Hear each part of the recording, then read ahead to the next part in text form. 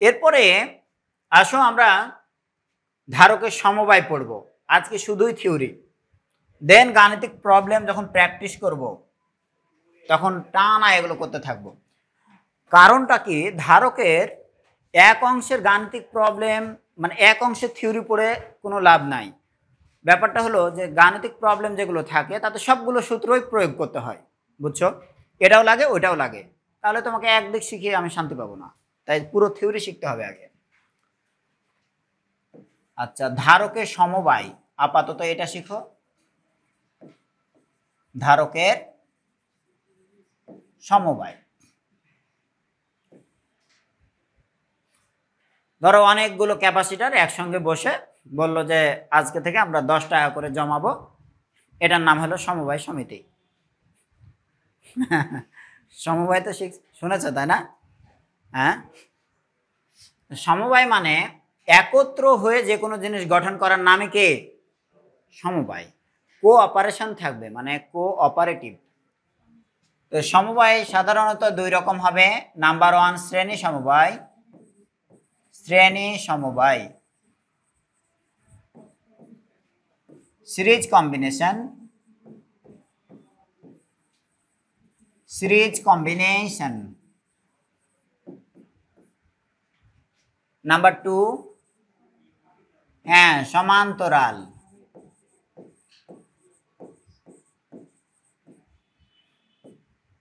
হৃদয়ের অন্তরালে যা থাকে তার নাম সমান্তরাল। প্যারালাল কম্বিনেশন, তাহলে সিরিজ আর প্যারালাল, তাই তো? সিরিজ আর প্যারালাল। আর অ্যানাদার অন যেটা হইতে পারে স্পেশাল, সেই স্পেশালটার নাম কি হতে পারে? মিশ্র সমবায়, হোয়ার দেয়ার সিরিজ প্লাস কি থাকবে? সিরিজ প্লাস প্যারালাল, তার নামই হলো মিশ্র। একসঙ্গে ইংরেজিতে বলবো মিক্সচার, তাই তো? হ্যাঁ, বুন্দিয়াও থাকবে ছোলাও থাকবে, দিস ইজ কল্ড মিক্সচার। তোমাদের অঞ্চলের খুব প্রিয় খাবার আর কি। ইয়েস, কিছু হোক আর না হোক, দিনাজপুর এলাকায় গিয়ে মেহমান গেলেই কোনো কিছু খাবার দেওয়ার আগেই পান এগিয়ে দেওয়া হয়, খাওয়ার পরেও দেওয়া হয়, খাওয়ার পরে মানে খালি পেট নিয়ে গেলেও তোমার সামনে আগে পান দিয়ে দিল। হোয়াট স্ট্রেঞ্জ, এখন কেন পান? ওদের নাকি এটাই চর্চা। তো প্রথম আমি গিয়েছিলাম 11 সালে, ওই 11 সালে গিয়ে তোমাদের লাহিড়িতেও গিয়েছিলাম। হ্যাঁ, ও আম গাছ ওই পুরনো, ওইটাতে যায় নাই। হ্যাঁ, আচ্ছা এখানে আসো, শ্রেণী সমান্তরাল আর মিশ্র এই তিনটা। তো শ্রেণী সমবায় বলতে আমরা বুঝবো যে একটি ধারকের সঙ্গে আরেকটি ধারক এইভাবে মানে পাশাপাশি যুক্ত থাকবে, তাই তো? তাহলে একটির প্লাস পাত, এটার মাইনাস, এটার মাইনাসের সঙ্গে পরেরটার প্লাস, এটার মাইনাসের সঙ্গে আবার পরেরটার প্লাস। প্লাসটা ধরো ডান হাত, মাইনাস বাম হাত, এক হাত এভাবে করে প্রসারিত করে আছে, ধরো এভাবে করে একজন দুইজন করে যদি চলে যায় তাহলে এটার নাম হলো শ্রেণী সমবায়। শ্রেণীকে শ্রেণী বললে পারে কম বুঝবা, শ্রেণীর সহজ বাংলা হলো সারি। কি নাম? সারি। সারি যেভাবে গঠন করে সেটা। ওকে, বুঝতে অসুবিধা? রোধ বলো, এটা বলো, আরো যা কোনো উপাদান বলো, শ্রেণী বলতে এরকম। আর প্যারালাল বলতে বুঝবো যে যদি একাধিক ধারক হয়, এখানে দুটোই যদি দেখো তাহলে একাধিক ধারকের প্লাস যে কোনো ভাবেই তুমি সাজাইতে পারো, কিন্তু গল্পটা হচ্ছে যে এই ধারকগুলোর সবগুলোর প্লাস পাত্রী একটা জায়গাতে নিয়ে এসে যুক্ত করব, আর মাইনাস পাত্রে একটা জায়গাতে নিয়ে গিয়ে যুক্ত করব। ধরো প্লাস পাতটি এখানে যুক্ত করেছি আর মাইনাস পাতটি এখানে যুক্ত করেছি, বুঝলে না বোঝনি? তাহলে তারাই হয়ে গেল সমান্তরাল। হ্যাঁ, সব সময় কি কারেন্টের তারগুলো এত সুন্দর গোছানো চার কোনা করে থাকবে? দেখো তাহলে এটার ধারকত্ব ধরো C1, এটা C2, আরেকটারে যুক্ত করি এমনে, এই যে এটা তারটা এখানে এখানে এখানে লাগাই দিলাম, বলো এটাও কিসে আছে?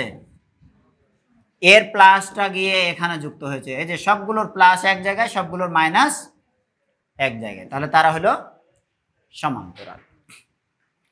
ঠিক আছে, আমরা এবার শ্রেণী সমবায়ের ক্ষেত্রে তুল্য ধারকত্ব পড়ব। তুল্য ধারকত্ব,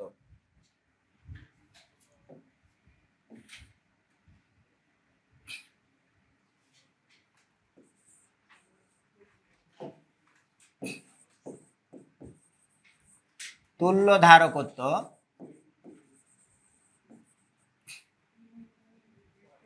এটাকে আমরা বলবো ইকুইভ্যালেন্ট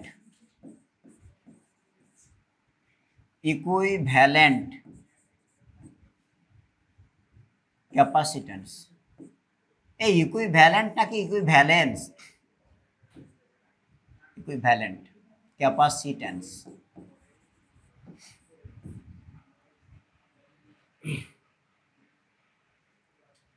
হ্যাঁ, খেয়াল করো, একটা সার্কিট বানাই,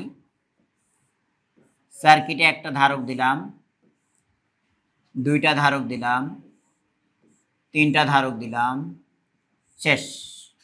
তোমরা বিরক্ত হওয়া শুরু করছো, চারটা ধারক দিলাম, তাই না? এই সার্কিটে কয়টা ধারক দিছে? হ্যাঁ, তিনটা। এটা তাহলে কি? নূপুর। ও নূপুর, এটা কি? এটা রোদ। আর এটা কি? এটা আর দুইবার বলো, ঠিক হয়ে যাবে। This is EMF source. পড়াশোনা করবা? হ্যাঁ, বুঝো নাই? পড়াশোনা করতে হবে। কম চর্চা করলে নিজের নাম পর্যন্ত ভুলে যেতে পারো। ধরো অনেকদিন কাউকে নিজের নাম বলা লাগেনি, একসময় কেউ জিজ্ঞেস করলো তোমার নাম কি, তখনই তোমার মাথায় একটু প্রসেসিং হতে সময় নেবে। তাই তো, যাই আম্মুকে জিজ্ঞেস করে আসি আমার নাম কি। এটা তাহলে কি? Battery, EMF source. তা এখানে ধরে নাও V is equal to voltage, ধরো আমি 10 ভোল্ট দিলাম। হ্যাঁ, এবার একটু ঝটপট দেখবা, এটা C1, এটা ধারকত্ব ধরো C2, এটা ধারকত্ব C3। ভালো কথা। এইখানে সুন্দর একটা কথা হচ্ছে যে 10 ভোল্ট এখানে সোর্স দেওয়ার পরে সব মিলে এখানে তিনটা ধারক লাগিয়েছ, এইখানে কারেন্টের মান আদার্স ফিচার যা পেলে তুমি পরবর্তীতে এই তিনটা ধারক না লাগিয়ে একটা ধারক নিয়ে এসে দেখছো, একটা ধারক লাগাইছো, ওই একটা ধারক দিয়েও দেখছো যে সেম ফিচার পাচ্ছ। তাহলে তিনটা না লাগিয়ে যদি একটা লাগিয়েও সেম ফিচার পাও, তাহলে তিনটার তুল্য বলবো ওই একটাকে। বুঝলে না বোঝনি? যোগফল না।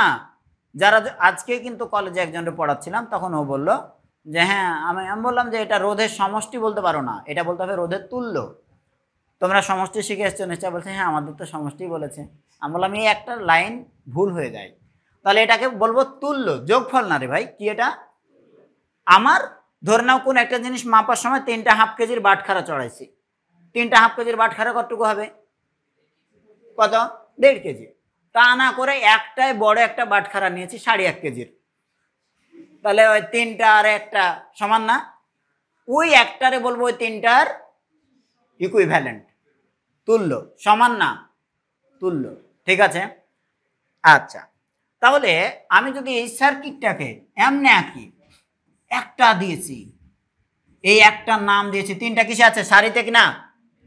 এই একটার নাম দিলাম C(S), আর এইখানে ঠিক ওই ভোল্টেজ সোর্সের মান কত আছে? 10 ভোল্টই আছে। যদি এবার একই রকমের ফাংশন করে, তাহলে ওইটারে বলবো এই তিনটার তুল্য।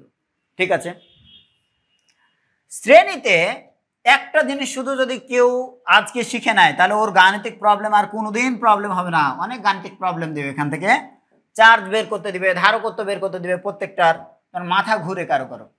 এটাতে যদি প্লাস কিউ চার্জ হয় এটাতে হবে মাইনাস কিউ, এটাতে তাহলে প্লাস কিউ, এটাতে মাইনাস কিউ, এটাতে প্লাস কিউ, এটাতে মাইনাস কিউ, এটাতে প্লাস কিউ, এটাতে হবে মাইনাস কিউ, বাট সমান কিনা? তাহলে বলো প্রত্যেকটা ধারকে চার্জের মান কি হবে? শ্রেণীতে লিখবা, শ্রেণীতে প্রতিটি ধারকে কি হবে? চার্জ সমান। ওকে, আর কিছু লাগবে না, প্রমাণ হয়ে গেছে।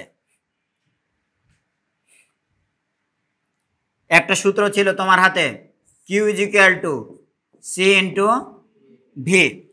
তাহলে চার্জ যদি সবার ক্ষেত্রে সমান হয়, যদি ধারকত্ব একটার সিওন হয় মানে ডিফারেন্ট, তাহলে ওর ভোল্টেজ অবশ্যই আলাদা হবে না। বুঝতে পারোনি?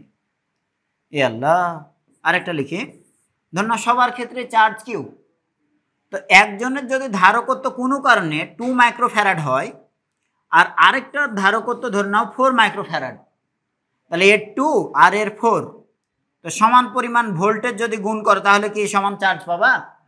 ধারকত্ব যে ভিন্ন, তাহলে বিভব কি হবে? আলাদা আলাদা হবে। বুঝতে পারো নাই? বিকজ বাম দিকের এটা কনস্ট্যান্ট, তাহলে C1 C2 এগুলোর মান চেঞ্জ হলে পরে অবশ্যই V1 V2 এর মানও কি হবে? চেঞ্জ হবে, নাহলে দুটোর গুণফল কনস্ট্যান্ট পাবা। এটা যদি বড় হয় তাহলে ভি তখন ছোট, দেন বড় ছোট গুণ করে যে রেজাল্ট, এটা যদি তখন ছোট হয় তাহলে ভি হবে বড় ছোট গুণ করে সে রেজাল্ট। এটুকু বুঝেছো কিনা? এটুকু বুঝলে আলহামদুলিল্লাহ, খুবই ভালো। এবার তুমি এখানে দেখো যে তিনটার মধ্যে আলাদা আলাদা করে টোটাল বিভব যে পতন হবে সেটা এই 10 ভোল্টের সমান। মানে 10 ভোল্ট গিয়ে এখানে একটু ক্ষয় হলো, এখানে ক্ষয় হলো, এখানে ক্ষয় হলো, তাহলে total V is equal two হবে V1 plus V2 plus V3। হ্যাঁ, আচ্ছা, এবার তোমার কথা হচ্ছে যে এই V1 সমান সমান কত লিখতে পারি?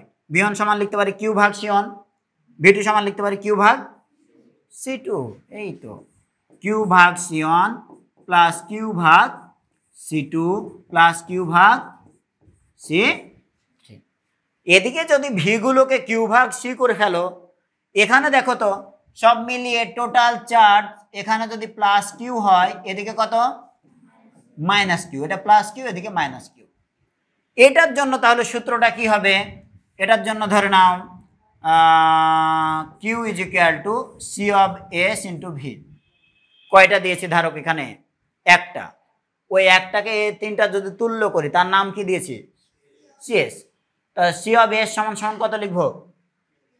সি অফ এস সমান কত লিখতে পারি? সরি, ভি সমান কত লিখতে পারি বলো? তাহলে কিউ ভাগ এস।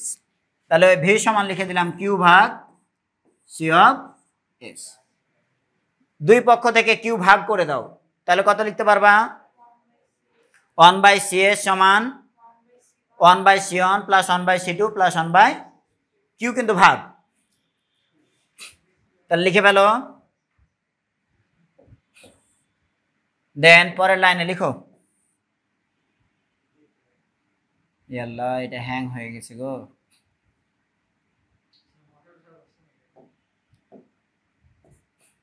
আচ্ছা, আমরা একটু করি তাহলে 1/C অফ এস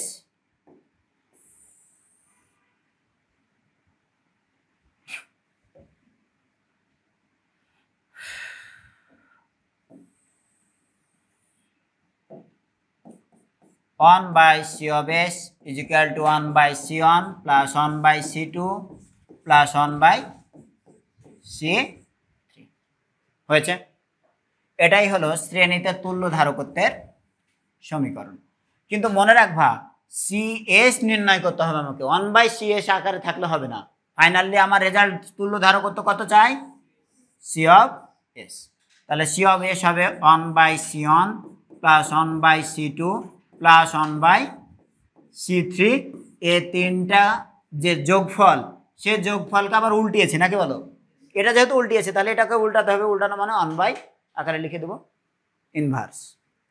এই হলো আলটিমেট রেজাল্ট। হ্যাঁ, দুটোর ক্ষেত্রে যদি দুটো থাকতো, মাত্র দুটো ধারক, তিনটা না থেকে, তাহলে দুটোর ক্ষেত্রে 1/c of s is equal to 1/c1 plus 1/c2। দুটোর ক্ষেত্রে কেন দেখাচ্ছি, ম্যাক্সিমাম জায়গাগুলোতে দুটো দিয়ে রাখবে, তাহলে দুটোর ক্ষেত্রে সরলীকরণ একটা ফর্ম থাকা দরকার। 1/c of s সমান ডান পাশে লসাগু করলে কত হবে, c1 c2, উপরের দিকে তাহলে হবে c2 প্লাস c1, ঠিক আছে না? দেন এটারে c of s যদি নির্ণয় করি, তাহলে এটা উপরে চলে যাবে, c1 c2 উপরে গেল, আর নিচে c2 প্লাস c1 যোগ, যেহেতু আগে পরে ডাজ নট ম্যাটার দিলাম। তাহলে শ্রেণীর ক্ষেত্রে পাইলাম, এই যে দেখো, ধারকদ্বয়ের গুণফল ভাগ হলো যোগফল, যেটা সব কিছুর জন্য যেখানে প্রয়োগ করতে পারবা সেখানে। হ্যাঁ, তবে মনে রাখবা, ধারকের তুল্য হবে রোধের বিপরীত, রোধের বিপরীত, তাই না? রোধে যেরকম শিখেছিলা, রোধের ক্ষেত্রে এটা সমান্তরালে ছিল, তাহলে ধারক এ রোধ আর ধারক এ দুটো কি হবে, রোধ এন্ড সি পরস্পর বিপরীত। হ্যাঁ, বিপরীত সমীকরণ না, জিনিসটাকে বিপরীত মনে করবা, সমীকরণটা কি হবে, বিপরীত সমীকরণ। হ্যাঁ, তাহলে সামনের দিনে আমরা কোনটা পড়ব, কোনটা, সমান্তরাল। সমান্তরালে সহজে শেখাবো, সমান্তরালের পরে ধারকের নিয়ে, এবং সামনের দিনে গাণিতিক প্রবলেমও প্র্যাকটিস করবা। ওকে, ধারকের গাণিতিক প্রবলেমও প্র্যাকটিস করবা।